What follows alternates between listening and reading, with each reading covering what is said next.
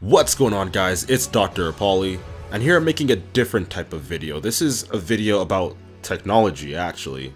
I've always had a soft spot for technology since I've owned technology, but I've never actually talked about it on my channel, so I'm gonna give you guys my impressions on the iPhone X and the iPhone 8, just to start off something new on my channel, I guess. Let me know how you guys like it. Maybe I'll get like a camera so you guys can like see my face when I'm doing this, but for now, you'll just be looking at the Smash gameplay. This was taken on my mod pack, which I'm hoping to release on Sunday, so watch out for that.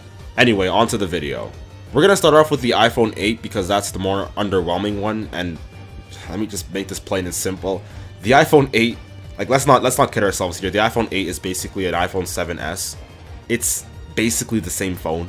Apple likes to do this. They like to like make an S model that like is basically the same phone, just like maybe improves the processor and it makes it the fastest iPhone ever, which they like to say a lot, which is like, okay, of course it's the fastest iPhone. And the processor upgrades, which are nice, but they don't warrant an $150 upgrade where you can just get like the previous model. Like the iPhone 7 is like very hard to distinguish between the iPhone 8. I think the iPhone 8 just improved the camera, the processor, and added wireless charging, which are all nice, but the iPhone 7 is still a fine phone, and I would not be thinking about getting an iPhone 8 if I had an iPhone 7. It's honestly not worth the, was it $700 or something? Especially with the iPhone X coming out like right after. I don't really understand why they're doing the iPhone 8 and the iPhone X like at the same time. That doesn't make any sense to me. I understand the iPhone 8 is a very expensive phone, but I mean, I feel like they don't really need this iPhone 8, but you know, if you have like an iPhone 6s or something and you want to looking to upgrade, then this could be a good upgrade. Speaking of which, the iPhone 6s, rest in peace, that was the last iPhone with a headphone jack. The iPhone 8, the iPhone X, they still don't have a headphone jack, which actually really annoys me. Like, I have Bluetooth headphones, yeah, but like I always prefer like plugging it in. I don't know, it feels better to me. I don't like the fact that they didn't add a headphone jack. I mean, the speakers are probably the best speakers on a smartphone right now because of the lack of headphone jack. Yeah, I will not deny that. Like, I have a Samsung Galaxy S8 right now, and its speakers, its one little bottom firing speaker, is complete trash. But would I trade that for a headphone jack? Probably not. But that's just me, to each their own. A lot of people seem to be agreeing with me, seeing as the fact that Apple's worst rated product on their website is actually like the USB to headphone jack thing.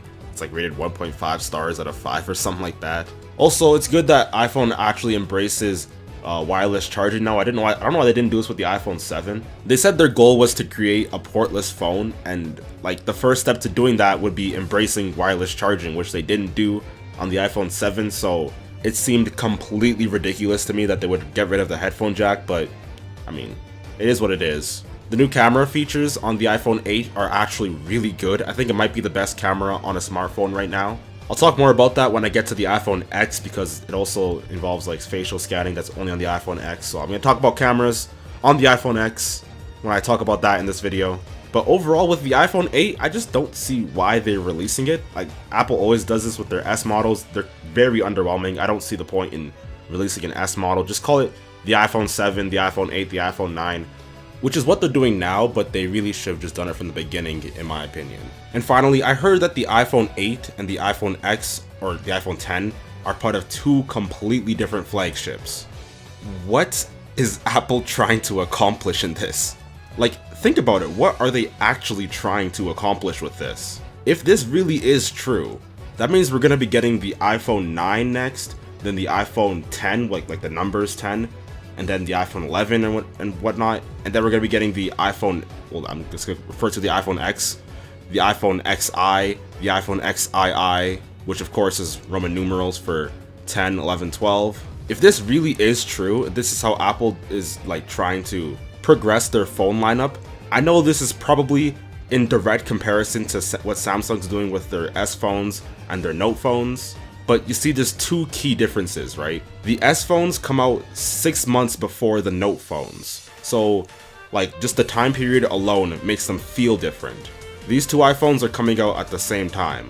And Samsung's Note appeals to a very specific audience. There are people that I know personally that prefer the Note phones because of its stylus alone. They still prefer the manual stylus, and that's respectable.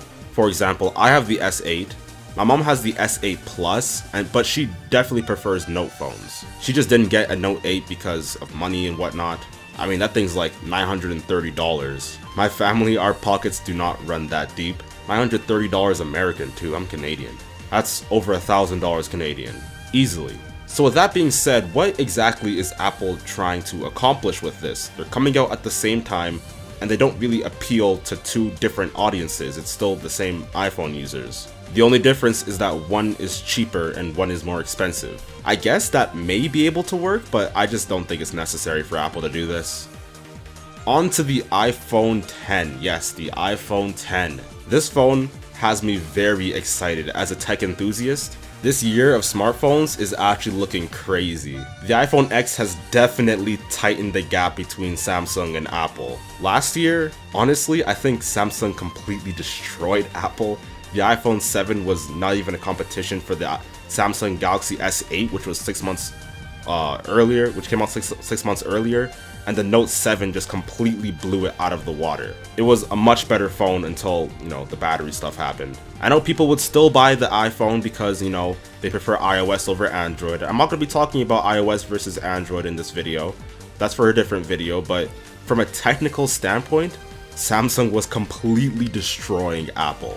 Like, it wasn't even close. For the rest of the video, I'm going to be comparing the Note phones to the iPhones because the S phones come out 6 months after the iPhones and vice versa, so you can't really compare them. Each phone had a 6-month advantage over the other phone, so comparing them is kind of unfair. So yeah, I'm going to be comparing the Note phones to the iPhones just because they come out around the same time. Let's compare the Note 7 and the iPhone 7. The camera battle was even at best. I feel like the Note camera was slightly better just because they saturated the pictures and made it look better, to me at least. There was just more vibrant colors in the pictures they took. The iPhone 10 camera supposedly does take more saturated photos like Samsung does. I'm sure they won't be as saturated because Samsungs are pretty saturated, but they're more saturated now to make them look more visually appealing.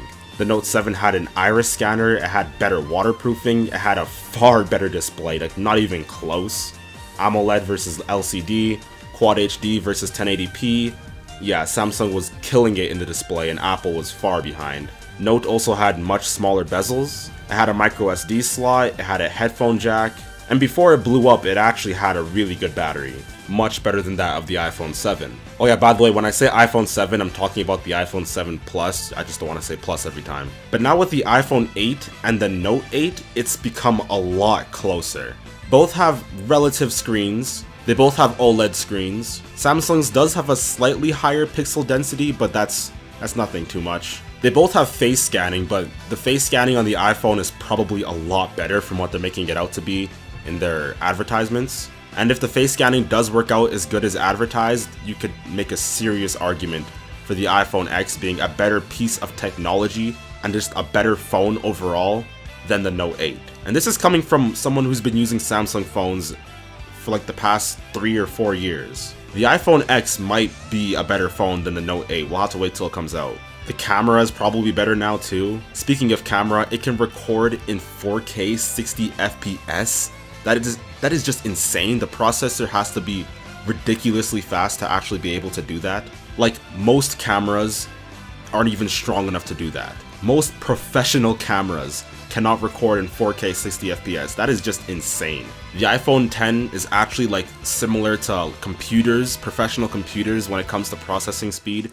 So that's just insane. It probably won't result in that much real-time, faster, just day-to-day performance. It probably won't be that much better than most phones. But when it comes to gaming and, video performance, there's a huge difference and a pretty wide gap right now in my opinion. In terms of video at least. Photos, they're probably still pretty even. Apple got rid of their fingerprint scanner. I don't agree with this decision. I feel like they could have added the fingerprint scanner on the home button like they do with the Sony phones. But if the face scanner does work as advertised, it probably won't be a big deal. I just prefer a fingerprint scanner being there just as an option. I'm an Android guy. I like my options. In terms of animojis, I'm probably never gonna use that. I cannot see myself ever using that. Looks like you can do some fun stuff with it, but I cannot see myself ever using animojis. Just me personally, you do you. And finally, let's talk about that screen. This is one of the deal breakers to me. Like, that screen, I don't know, it just looks so off to me. I understand Apple's trying to do this edge-to-edge technology, but something about that black bar just being there really just, I can't get used to it. The iPhone X was announced like how many weeks ago, and I've been looking at this display like every day probably pretty much since it was announced, and I just cannot get used to it. Like, how are you just gonna be watching a video and then there's just a giant black bar on the side? Who knows, maybe it looks better in person, maybe it'll grow on me, but for now I definitely prefer Samsung's approach to the whole like bezel-less display. The uniform design just looks way better to me. Just imagine watching a video like this. Doesn't it look off to you?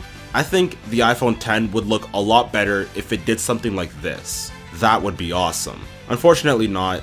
I won't be getting this phone. Obviously it's $1,000. I'm not gonna pay $1,000 right after I just recently got my S8. That's just nonsense. $1,000 for a smartphone. That's too much money nowadays. I don't know. I can't spend that much money on a smartphone. That's too much money. Anyway, that'll be it for this video. If you enjoyed, let me know in the comments section below. I might make more tech videos depending on how this one goes. But yeah, that'll be it for me. Peace.